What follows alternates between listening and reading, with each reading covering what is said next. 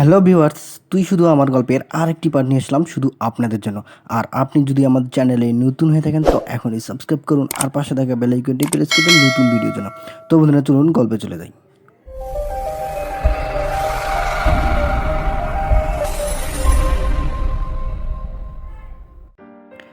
বাড়ির সবাই জিসানের দিকে অদ্ভুত দৃষ্টিতে তাকিয়ে আছে।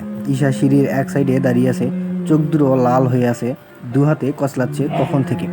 ঈশা জিসানের দিকে তাকিয়ে আছে কিন্তু জিসান একবারও ঈশার দিকে তাকায়নি। রিহান চৌধুরী রাগে বলতে শুরু করে। রিহান চৌধুরী বলল, কী সব জিসান? জিসান তখন বলে উঠল, কী সব? হুট করেই সালিহা বেগম বলল, কী সব মানে? তুই কি কিছু বুঝতে পারছিস না নাকি বুঝতে চাইছিস না, কোনটা? হঠাৎ করে তুই রুহিকে এ বাড়িতে নিয়ে আসলি কেন? একবারও কি ঈশার কথাটা ভাবলি না? ওর মনে কি হতে পারে? জিহান চৌধুরী বলল, তুমি যা খুশি তাই করতে পারো পারো না জিসান, এটা কোনো সিনেমা না যেটা বাস্তব। সবসময় নিজের ইচ্ছা মতো চলতে পারো না তুমি। আমরা একটা সমাজে বাস করি, 5 জনের সাথে চলাফেরা করি, আর তুমি নিজের ইচ্ছা মতো ঈশাকে নিয়ে বিয়ে করছো। আমরা কেউ তোমাকে জোর করিনি। আর এখন তুমি হঠাৎ করেই রুহিকে এই বাড়িতে এনে বলো এই বাড়িতে থাকবে কেন? জিসান কিছু বলছে না। সালিহা বেগম বলল, কি হলো জিসান? আমরা তোকে কিছু বলছি নাকি নাকি তোর কানেই যাচ্ছে না কথাগুলো?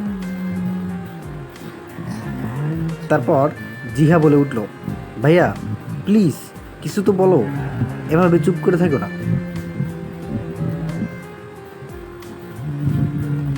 আমি তোমাদের কারো কাছে কোনো কৈফিয়ত দিতে বাধ্য নই। আমার যা করতে মন চাইছে তাই করেছি, তাই প্লিজ কেউ আমার কাছে কোনো কৈফিয়ত চাইবে না। আমি এটাই আশা করব সবার কাছ থেকে। সালিহা বেগম বলল, তার মানে তুই রুহিকে এই বাড়িতেই রাখতে চাইছিস, তাই তো?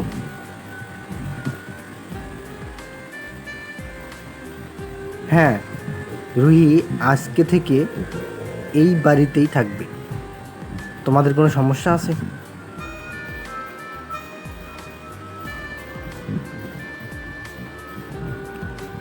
সালিহা বেগম বলল, বাহ, খুব ভালো বললি তুই জিসান।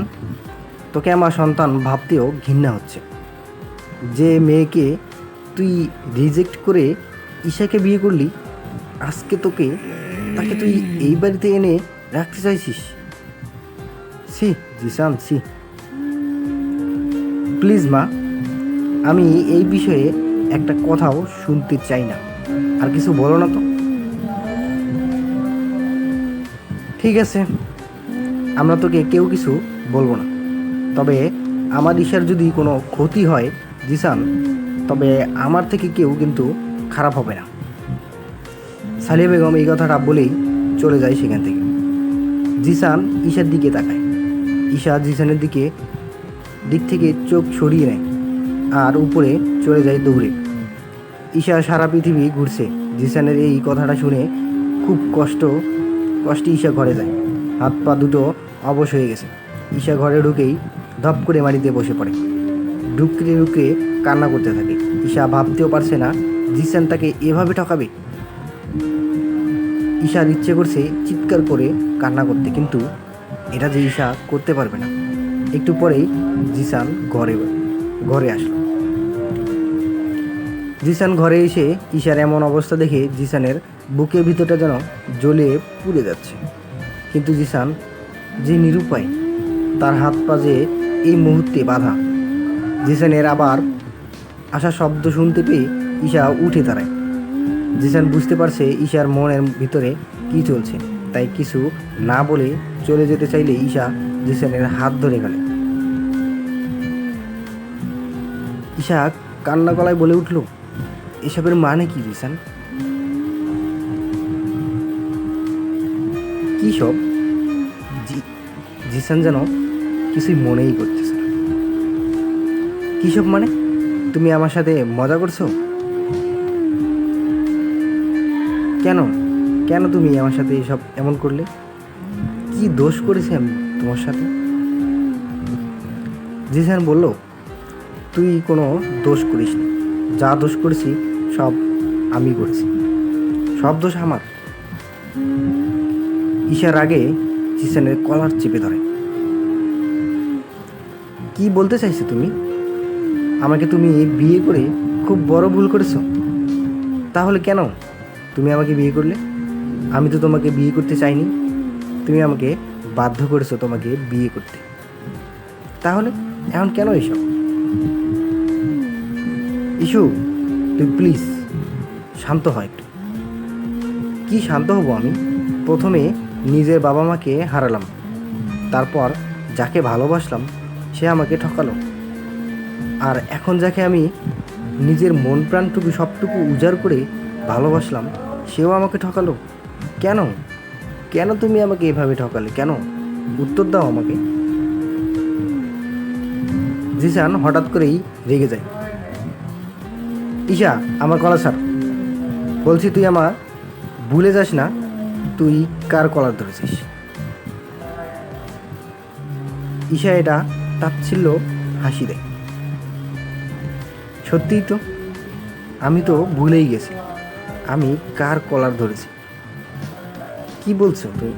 আমি তোমাকে একটু বেশি ভালোবেসে ফেলেছি, যার প্রতিদান তুমি আমাকে আজকে এইভাবে দিলে। আমি কোনোদিন ভাবতেও পারিনি তোমার কাছ থেকে এমন একটা ভালোবাসার প্রতিদান পাবো। ঈশা, আমি তোকে শেষবারের মতো বলছি, আমার কলারটা ছাড়, নইলে কিন্তু ভালো হবে না, বলে দিলাম। জিসান ঈশার হাত থেকে নিজের কলার ছাড়িয়ে নেয়। জিসান ঘর থেকে চলে যায়। ঈশা জিসানের যাওয়ার দিকে অসহায়ভাবে তাকিয়ে আছে। ঈশা মাটিতে বসে পড়ে। ঈশার খুব জোরে গলা ফাটিয়ে কান্না করতে ইচ্ছে করছে, কিন্তু পারছে না, যার কারণে ঈশার বুকটা মনে হয় ফেটে যাচ্ছে। হ্যালো ভিউয়ার্স, আপনারাই বলুন, জিসান কি ঈশার সাথে এই খারাপ আচরণটা কিভাবে করলো? আপনারা কমেন্টস করে উত্তর দিন আমাকে। অন্যদিকে কেউ ঈশার এমন অবস্থা দেখে চোখে মুখে হাসি রেখা ফোড়ে। সেটা আর কেউ না, সে হলো রুহি। রুহি এতক্ষণ দরজার আড়াল থেকে সব কিছু দেখছিল। জিসান রুহিকে দেখার সাথে সাথেই ঈশার সাথে এমন রুড বিহেভ করলো। আমার সাথেই কেন এমন করো তুমি খোদা? কেন? মা বাবার সাথে কেন তুমি আমাকে উপরে নিয়ে গেলে না? কেন? আত্মহত্যা করা যে মহাপাপ, না হলে আমি নিজেকে শেষ করে দিতাম। খুব মনে পড়ছে মা বাবা, তোমাদের আজকে খুব, তোমরা বেঁচে থাকলে হয়তো আমার জীবনটা এমন হতো না, হয়তো আরও সুন্দর হতো আমার জীবনটা। ঈশা কান্না করতে করতে এক পর্যায়ে মেঝেতে ঘুমিয়ে পড়ে। ছাদে বসে আছে জিসান, একের পর এক সিগারেট খাচ্ছে। জিসানের বুকের ভিতরটা জ্বলে যাচ্ছে। সেটা হয়তো সিগারেট খাওয়ার জন্য না, ঈশাকে এমনভাবে কষ্ট দেওয়ার জন্য। জিসান মনে মনে বলল, সরি জান, আমি তোকে কষ্ট দিতে চাইনি, কিন্তু আমার যে কিছু করার নেই। তোকে বাঁচানোর জন্য যে আমাকে এই কাজটা করতেই হবে।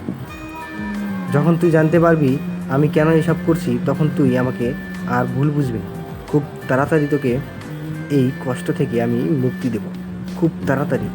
তার জন্য যে আমার কিছুটা সময় দরকার।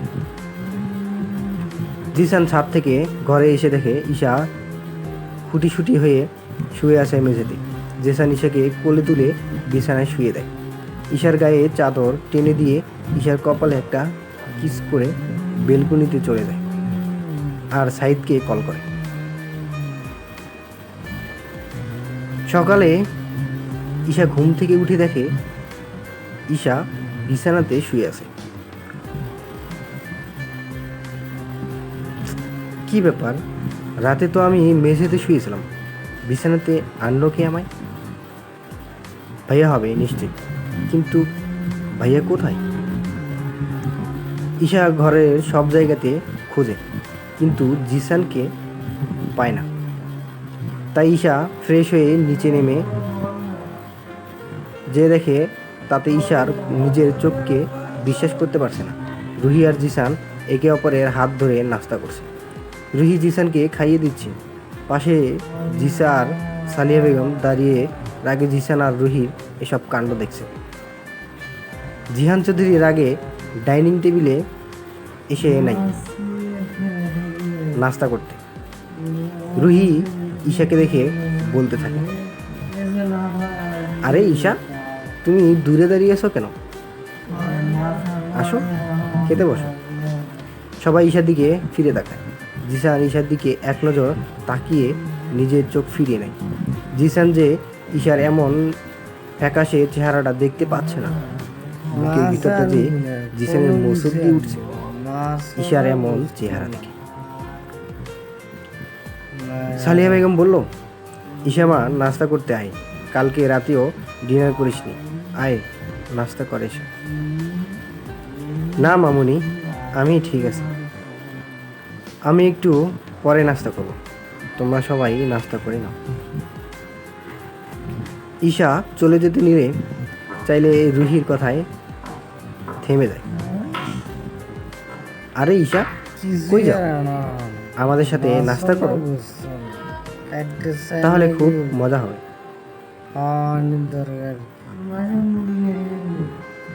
তোমরা নাস্তা করো, তোমাদের কারো চিন্তা করতে হবে না আমার জন্য, আমারটা আমি নিজেই ভেবে নেব। ঈশার গলাটা আটকে আসছে কথা বলতে, তারপরও খুব কষ্টে এই কথাটা বলে চলে যায় ঈশার ঘরে। ঈশা ঘরের এক কোণে বসে হাঁটু ভাঁজ করে কান্না করতে থাকে। একটু পরেই রুহি আসে ঘরে। আরে ঈশা, তুমি এখানে বসে কান্না করছো কেন? আমাদের সাথে নাস্তা না করেই চলে আসলে, এটা কিন্তু ঠিক করলে না। ঈশা এবার বসা থেকে উঠে দাঁড়ায়, তারপর বলে উঠল, তুমি এই ঘরে? এই ঘরটা তো আমার হওয়ার কথা ছিল, কিন্তু ভাগ্যক্রমে তোমার হয়ে গেল। ঘরটা কিন্তু খুব তাড়াতাড়ি হয়ে যাবে, এই ঘরটা আমারই হবে। মানে?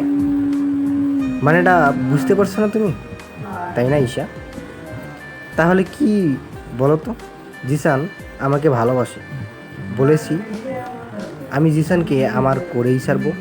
আর কি বলতো, জিসান হলো গিয়ে বড়লোকের ছেলে, তোমার মতো একটা থার্ড ক্লাসের মেয়েকে কি করে ও ভালোবাসবে? ও আমাকে ভালোবাসে। আমার কি নেই বলো তো? বাড়ি গাড়ি, টাকা পয়সা, রূপ সব কিছুই আছে, কিন্তু তোমার কাছে কি আছে বলো? আসলে তুমি ছিলে জিসানের কাছে সামান্য মোহ মাত্র। এখন সেই মোহ কেটে গেছে জিসানের, তাই তো ও আমার কাছে চলে এসেছে। ঈশা অবাক দৃষ্টিতে তাকিয়ে বলল, আমি ভাইয়ার কাছে শুধুমাত্র মোহ ছিলাম? হ্যাঁ, তা নয় তো কি? দেখো, আমার কাছে সব কিছু থাকতেও ও আমাকে প্রথমে রিজেক্ট করে দিয়েছে। তোমাকে বিয়ে করলো, আর যখন বুঝতে পারলো ওর কাছে তুমি একটা মোহ ছিলে, তখনই ও আমার কাছে এসে নিজের ভুলটা স্বীকার করে নিল। আর জিসান হলো বড়লোকের ছেলে, এমন অনেক মেয়ের প্রতি হয়তো ওর মোহ জন্মাতে পারে, থাকতে পারে, কিন্তু আমি হলাম গিয়ে ওর আসল ভালোবাসা।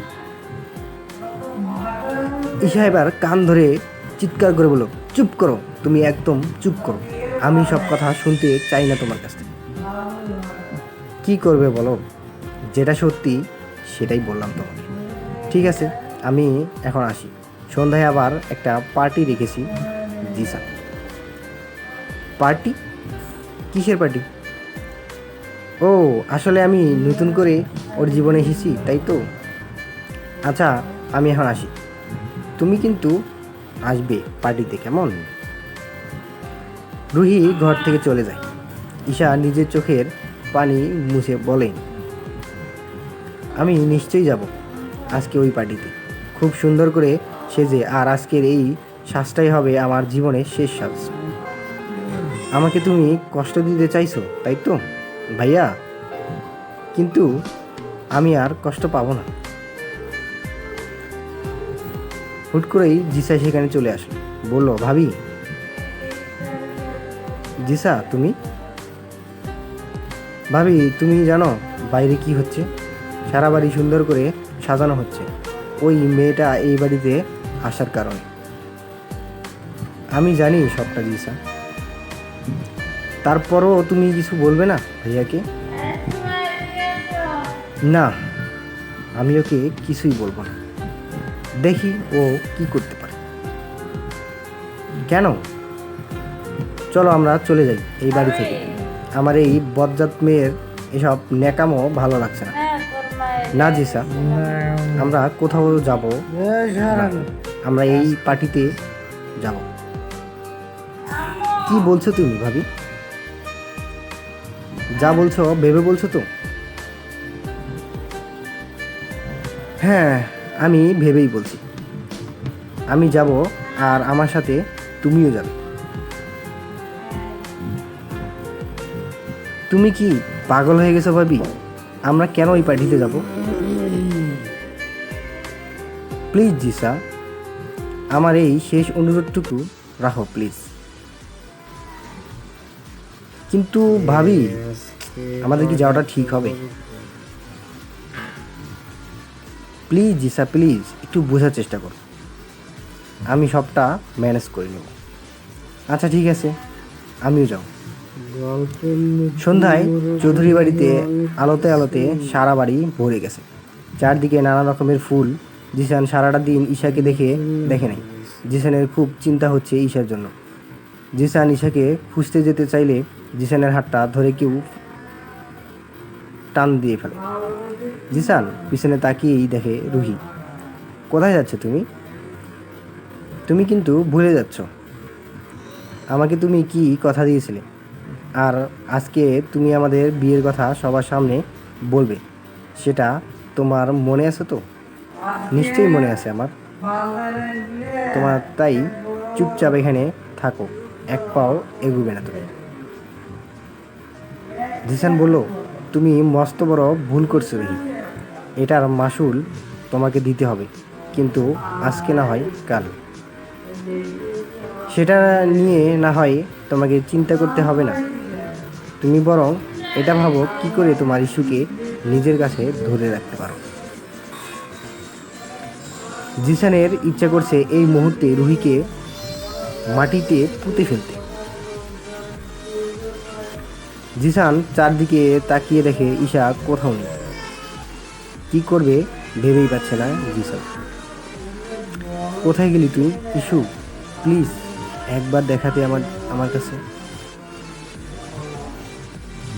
হঠাৎ করে জিসান একটা মেয়েকে দেখতে পায়, যার পরনে একটা লাল শাড়ি, চোখে গাঢ় কাজল, ঠোঁটে লাল লিপস্টিক, মুখে মেকআপ, চুলগুলো কালিং করে রেখেছে, কানের এক সাইডে কাঁচা লাল গোলাপ গুজে রেখেছে।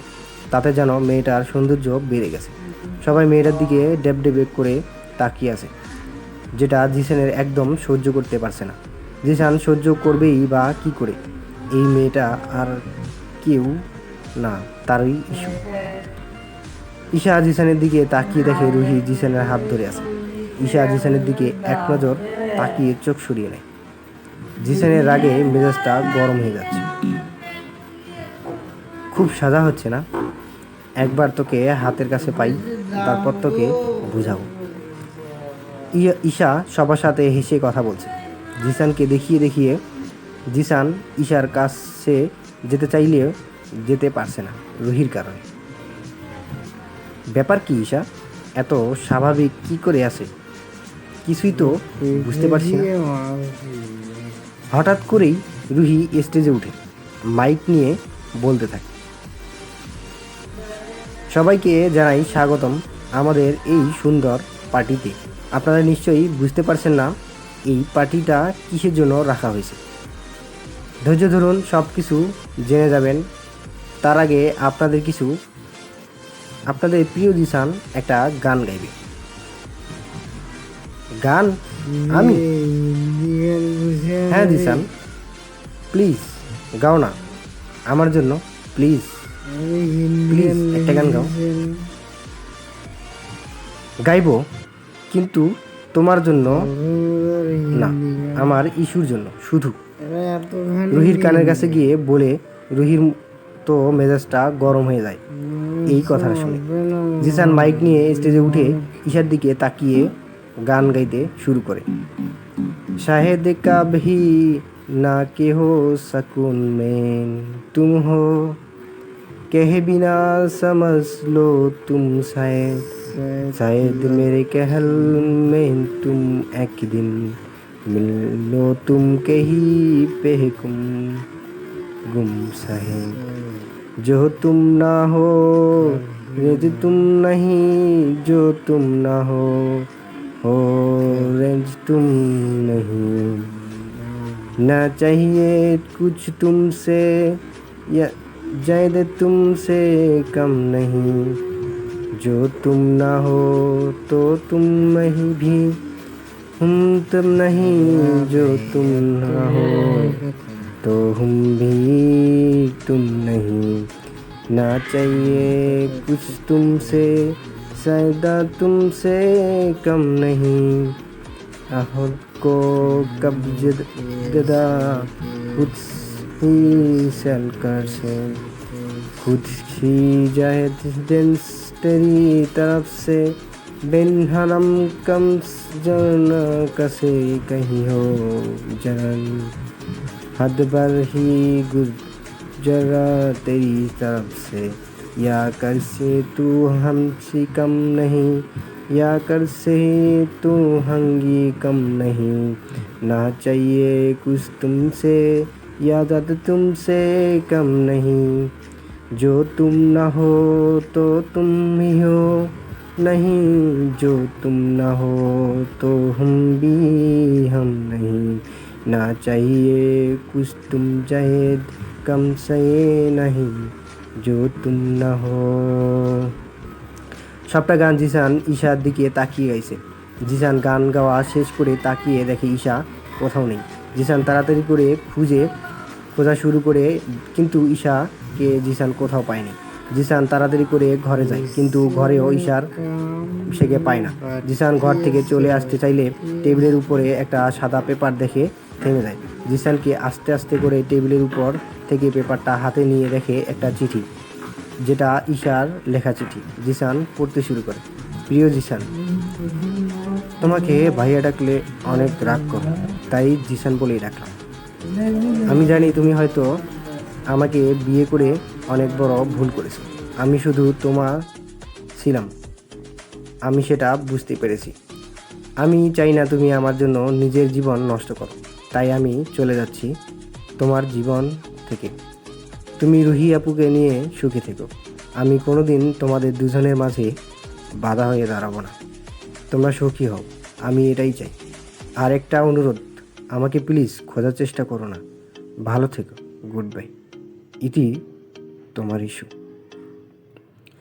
জিসান হাঁটু গেড়ে মাটিতে বসে পড়ে। জিসান চিৎকার করে বলে, ইস্যু, তুই আমার জীবন থেকে চলে যেতে পারিস না? একবারও ভাবলি না আমি তোকে ছাড়া কি করে বাঁচব? প্লিজ ইস্যু, ফিরে আয়। তুই প্লিজ ফিরে আয় আমার দিকে।